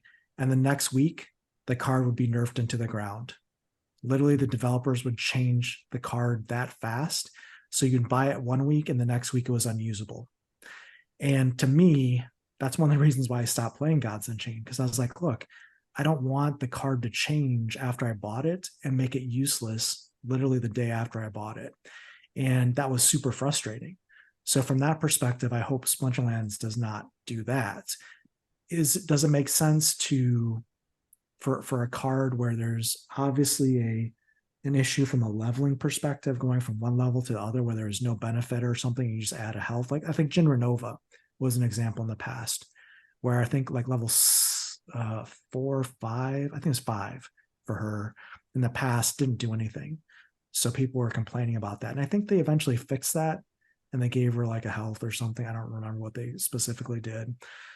So from that perspective, did anyone complain about that? Was it game breaking? Was it a big issue? No, because it wasn't like changing the card inherently and making it super powerful or super bad. It was just kind of balancing it. So I'm okay with exceptions being made when there's obvious mistakes. I just would say that it's probably not in Splinterland's best interest to make it a regular habit. Yeah. Fair enough. All right. Well, gents, anything else Rebellion, lands, wider reaching Praetoria we want to touch on? I do want to, if not, shift gears and move to some other stuff. You guys have any thoughts there before we move on? No, let's go for it. Let's keep it rolling. Tails, so you sent over the recent, in GLS news, a recent proposal, GMLS PA pack tokenomics improvement proposal, put forth by the team, recently failed. You have some pretty strong feelings about this, Tails, justifiably so. Why don't you, if you don't mind, offer a little bit of, Cliff's Notes version of what the proposal was putting forth and your opinion. Well, sure. Here's kind of my take on this is, one, I'm lazy. So instead of me having to create my own topic, just live with you on your podcast. So that saves me the time. So, but plus also the topic is kind of frustrating for me. So every time I thought about spending the time to sit here and create the video for GLG and GLS, I was just like, man, I just don't feel like talking about it. So I never, it's kind of like a chore or like a bill that needs paying, then you just put it off and keep delaying because you don't want to deal with it. Well, that's kind of this topic. So first off, show of hands here, and I know this is not everyone can see you guys, but how many of you guys knew that GLG, the game, was actually live and paying rewards since the beginning of December? Not I I. hadn't heard that. Yeah. Yeah, the game's been live. It's paying out rewards. No one's heard anything about it because, well, no one cares. But that's a separate topic. But I mean, look, the rewards being paid out in GLG, like if GLG by playing the game was giving you 10 or 15 or 20 GLG per win or something, people would talk about it and people would be playing the game. The problem is when it came online with rewards, I think in the beginning entry levels, it was giving you 0.3 GLX. Do you guys know how much 0.3 GLX is worth? It's like nothing. What one is at 0.002, I believe, at the moment. Yeah. So it's literally it's worth 2 cents or 0.002 cents. I thought it was less than a penny, right? Or no? It is $0.002. Yes, okay. So far less than a penny. 3 times 0.002, and you get, well, I don't care because it's not worth my time. So there's that quick math for you. Quick math. I like that quick math, Tails. But here's the thing. So regardless of, if you want to play a match in GLG, so a couple things, you have to go on Discord and find someone that's playing or get someone to play, because there's not anyone playing the game. You can't even get a match. The match just times out if there's no one available. And I tried this a week ago. Super disappointing. I couldn't even play a match. If I played a match, I just got smoked quickly by someone who had, better cards than me or whatever. And it was not a fun experience. The support team was very helpful though, because I ran into some issues creating my team and stuff that was bugged, and they got me through it. So from that perspective, the team was very responsive. But this proposal specifically, I was relieved to see that it failed. I think one of 12 people who actually had staked GLX that voted against it, and I think there was a number that voted for it. But looks like it didn't meet the minimum GLX voting stake required to pass it. But if you look at the proposal, what was proposed by the team is they wanted to reduce the pack prices and basically fire sale GLX packs, right? Well, look, the GLX pack prices, I think, were $20 or $25 currently right now, so no one's going to buy them, obviously. I understand why they would want to take that down, but it goes against their strategy and their white paper, and it just devalues anyone who bought packs given those rules of engagement. So changing the rules to sell packs is always, in my mind, a bad idea. It was bad with Chaos Legion. It was bad with the Christmas sale. It was bad with the Splinterfest sale. It's just bad business. And Chaos Legion shows us that it's bad business, not only for the game, but also for the pre-sale investors and stakeholders of packs and assets in the game. That being aside, what really upset me with the GLG proposal was the amount of GLG packs they wanted to magically confiscate and pull into rewards and promotional giveaways. To me, this kind of seems like, a cop pulling you over and saying, hey, how much money do you have in your wallet? I don't know, I got $200. It's like, oh, must be drug money. We're taking that, right? Just does not seem like the right thing to do. Here's why I say that. If you look at the proposal, they proposed to take 500,000 GLG packs and reserve it for marketing purposes and rewards, right? On the surface, you'd be like, Tails, I mean, who cares? They're going to give packs away to players and entice players to come into the game. Yeah, that's fine. But look, 500,000 packs. Do you know how many Rebellion packs, Splinterlands, the game sold in pre-sale? Not even 500,000. If you compare the amount of packs they were looking to basically take for free and just flood the market with through promotions and through rewards, it basically would tank the already existing asset values of cards and packs in that game and crater it at the proposed benefit of bringing new players into the game. But I'm telling you right now, that's not going to get new players into that game. But that being said, if you look at the percentage of what 500,000 packs is to how many packs were sold, again, just don't even have to look at the number of GLG packs sold to know it's a high percentage. Look, Splinterlands is the bigger game by far. I just told you that you can't even get a match in GLG because you have to go on Discord and find someone, ping someone to get a match there. There's literally just a handful of people there. They want to give away 500,000 packs to that environment when Splinterlands and a pre-sale for Splinterlands, the game itself, can't even sell 500,000 packs.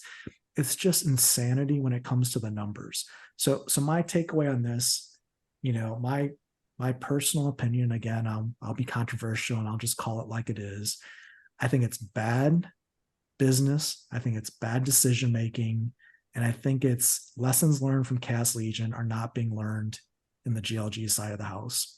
And I just hope for those that have invested in GLG and are hoping for something good to happen with that game, hoping to see, the light at the end of the tunnel, these types of proposals need to be voted on and voted down and feedback given so that these types of decisions are not what makes GLG a business case on what not to do in Web3. Yeah, that's crazy because you think about Rebellion even up to this point. What would you say, Jingles? We have like 550,000 or packs something we sold. Yeah. It's we saw what like you said, the putting all those packs. Do you know how many packs were given away? And does anybody know how many packs were given away in Chaos Legion into daily rewards? How many packs they pulled for that? I'm not sure the number. There was a proposal for, I think it was Gene Pool that put it forth to set aside. I don't remember offhand. Let me see if I can. It was the proposal when they put the burn in for Chaos Legion. When they started burning it down, they basically said, at this point, we're going to pull these packs out of circulation, and then the number from here is going to get burned down, and this is the time frame. And I forget the exact number. Yeah. That's we saw that. And even still, like Chaos Legion packs are, slowly work their way to under $1. That's rough. How many do you remember? Oh, I just found the proposal here. But looking at this though, 500,000 is the answer. How much? Sorry, was that? 500,000 were set aside for Splinterlands. Yeah. And remember, that's with bots, 50,000 bots or whatever, getting those packs. Mm-hmm. There's not 50,000 players in GLG. So it just is a number that doesn't make sense. And the season's only going to go for like another 3 months. And then they're going to have to sell new packs for the next season. So again, it's the reward distribution makes no sense on why the rewards are so low in GLG. The pack numbers of what they want to give away makes no sense. It's just, I'm not seeing, and this is just as an investor, a player, concerned citizen, I don't know what you want to call it. I'm just seeing not good things coming from that side of the Splinterlands kind of house. Yeah. And you called out lessons learned not necessarily being applied. I would question the first part of the statement. Where the lessons learned, and it's definitely a slap in the face to everybody who had invested early and heavy with the original pack price. I think being $10, and then there was a discount to get those to $5 a piece. So part of the fine prints of this proposal is retail price per pack will be reduced from $25 in the original white paper to $10, and then you can utilize 10 GLGT, which is the GLG equivalent to a voucher for a 50% discount, therefore reducing the price to $5 a pack. And here we are. And do you guys remember when GLX or GLG initially put packs for sale in the pre-sale? That must have been, it was $5. And Yes. time frame wise, that was what, 18 months ago, 15 months ago, something like that. It was a while ago. Yeah. Yeah. Well, insult to injury to that's crazy. Yeah. But yeah, serious insult to injury. You not only are you still in a very broken beta with a game that I think most folks were very disappointed to see and get their hands on in the first place, but then to see this proposal come through, I'm surprised it got as much support as it did. Yeah. And that's there's a lot of people who voted for it. Yeah. Yeah, I mean, look, they're trying to find any way to get players into the game at this point. You know, at this, again, I'm not sure that's. Is the gameplay still kind of like what we saw when it first came out? I haven't seen, any gameplay shots or anything since then, when it was just kind of, and you could try it. I remember trying it and whatever they had that you could. It just seemed, like clunky and not that fun, to put it nicely. Is it still like that, or did they update it or make it any changes? They updated it so the graphics look better, but it's more confusing, if that makes sense. Yeah. So the graphics are better than the original version, but the UI, how they've laid it out, I think is confusing and not intuitive from a game perspective. Like if you gave that game and said, go play this and figure it out, after a person playing it once or twice, they'd be like, what the hell is going on? It just doesn't make sense on how it works and how it displays stuff. But look, I'm not here to trash the game on your podcast. I mean, I want the game to be successful. I have a substantial stake in GLX and the card packs, and I want the game to do well. I just am concerned that we haven't got anything delivered for this season, really. I guess we're live. Technically, we don't have players. There's no marketing. There's no content. Like no one from GLG has probably reached out to you or Aftersound or Hawks or Keys or Dwayne or any of the content creators and say, hey, can you do something on GLG? Can you help promote it? That just makes sense. We would do it, right? There's none of that interaction. There's no marketing. People don't even know it's live. Again, like I said, the rewards don't make sense. There's nothing. And it's a shame because I think people want to see it successful, but we're just not getting anything from a good news perspective that we can talk about, promote, or showcase. And that proposal, when I saw that proposal, I was just kind of confused. I'm going like, what is even going on right now? And again, maybe I'm not tuned in. Maybe I'm not reading all the Peak D white papers and posts that I should be. But if the season's going to end here in end of Q1, kind of March timeframe for the first card pack set, I want to know pretty quickly, like, what am I going to do with my cards for the next season? Are they going to be usable? Are they going to have value? Are they going to be like alpha cards where they're going to have increased utility? Or are you just going to sell a bunch of new cards with the same players for the next season and tell me to start over?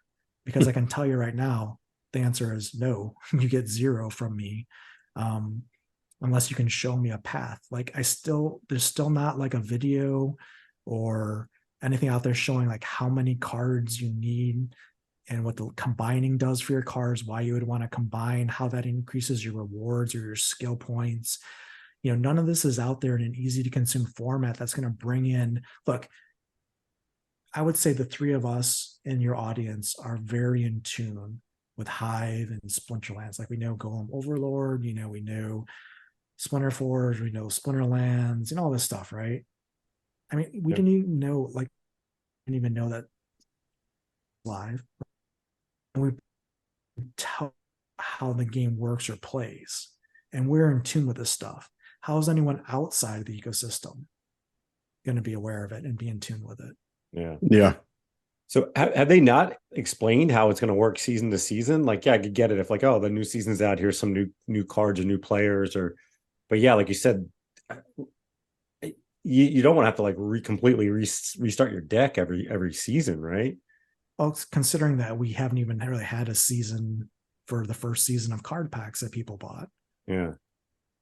Do they have I know they were at one point doing like town halls. Did that kind of stop, or have they been doing those?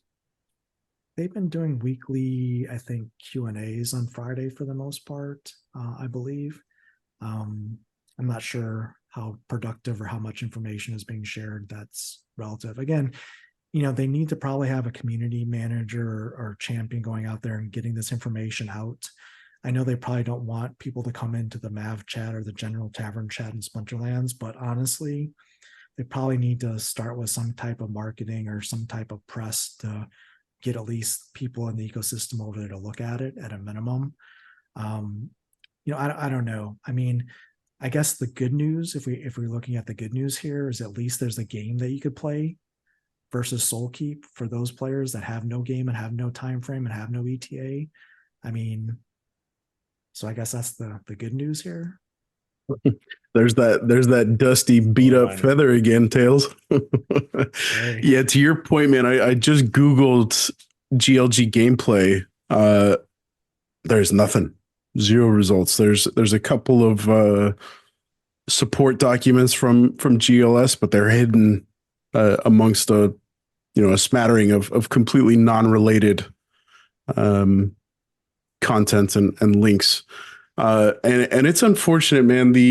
I think, thinking back to when we first kind of caught wind that GLG was coming down the pipeline, and the potential and the promise that this game kind of put out there for setting the precedent for such a, it's on paper, it's a great partnership, right? Splinterlands, Steam Monsters, I should say, has built a bridge that has the potential to lead to some much more substantial bridges in the future.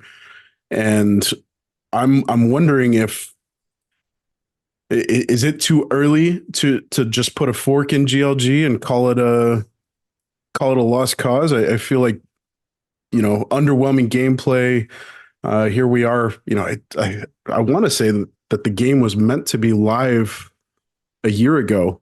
And it's just, really limped out of the gate in terms of getting to that position. And I feel like early investors are just, they've got to be kicking themselves. It feels like, just insult to injury across the board with the whole GLG product. Is it too early to call it a completely lost cause? Do you feel like, are we at that point where it's time to shift gears and maybe focus on for the Evinium GLG team to focus on something like the Colony Arcade instead? I mean, I still hold out hope. I mean, hopefully it can be turned around. I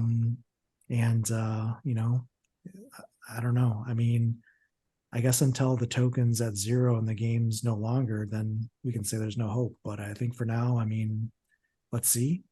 I'll take any good news I can get here, honestly. Yeah. Do you find the game fun, Tails? Like I said, I mean, I ran into some bugs. I tried it, like it was about a week and a half ago. I think I played my first match. I couldn't even figure out how the UI worked, where the ball was, if I scored a goal or not, or if my opponent scored a goal. It didn't make any sense. I finally figured it out probably through the midway of the second game. And then I was looking for the percentages that was taken away. So you just kind of like, it's not taken away. It's just in a different location on the screen. So it was just kind of getting used to that. So net is, I forced myself to play it for about 45 minutes, and I haven't played it since then. Let me put it that way. So long way of saying no. It's not there. Nice way of saying that. Yeah. I didn't earn rewards that were compelling. I didn't have fun playing the game. Yeah, I don't know. I mean, yeah. Oof. Rough review. That's that doesn't bode well for the future of GLG, but yeah, let's hope that there's some silver lining coming down the pipe. I want to see you on Twitch.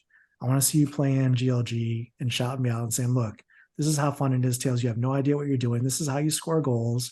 This is how you construct a team. This is how skills work. I'm going to show you how to get your XP and how you level up and how stamina matters. Someone needs to explain it to me and show me how the game is fun and rewarding, and then I'm in. But doing it myself, I was struggling.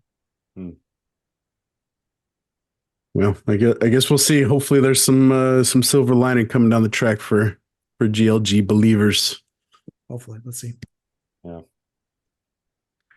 All right, gents. Well, man, we covered a lot of ground in this last couple of hours. Is there anything that you guys want to kind of start wrapping up with? I'm good. I think we've had a good run. Tails, any hot takes we want to get out there for the airwaves to Awesome. I think I dug myself enough holes today to bury myself, so we'll leave it at that. Wonderful. Well, man, I ribbed you a little bit about twisting our arm to get you back on the show. It's long overdue. We're Tails is always welcome here at the People's Guild. We'd love to have you back on as soon as you're willing to make time for the show, dude. It's great conversation. You're to twist B Jangle's arm to have him invite you back on. Well, all I had to do was just beat B Jangles in some battles, and he was like, "Man, stop." Hey now. Stop playing Dallin. He'd probably do better. So. Right. Hey, Tails is on permanent record for suffering a loss via the hands of my beloved grandfather Dallin. It's lucky that I paid SEO to bury that, so no one can find that record. Well, shout out to our Twitter account. Give it a couple scrolls, and you will find forever on the Twitter space that there is a Dallin beatdown at the hands of B Jangles. Broken clock. Yeah, I'm gonna edit that out, Tails. All right, gents. Well, Tails, as always, man, always appreciate your analysis, your insights. You're a very thoughtful dude with all of this stuff, and appreciate you taking the time to hop on. Always an enjoyable chat with our good buddy Sinister. Yeah, man. Thank you. Yeah. Thanks for having me on. Yeah. All right, everybody. Well, this will be our final episode. I think Hep and I are probably going to be taking in the next couple of weeks off. We'll be coming back. I think we're going to do a season 3 turnover. So all of 2024 will be coming into a new season of TPG stuff. So stay tuned for that. We got some cool guests lined up to kick off the new year. But until then, everybody have safe travels. If you guys are moving around the globe for the holidays, Christmas, New Year's, etc. Merry Christmas and happy holidays from us here at the People's Guild, and we will see you guys in 2024. Yeah, happy holidays, and let's hope for a very prosperous 2024 for everyone here. Yeah. So in the words immortalized by our good buddy Tails, keep stacking those stats. And thanks for tuning in. Hope you guys enjoyed the show. You have been listening to The People's Guild.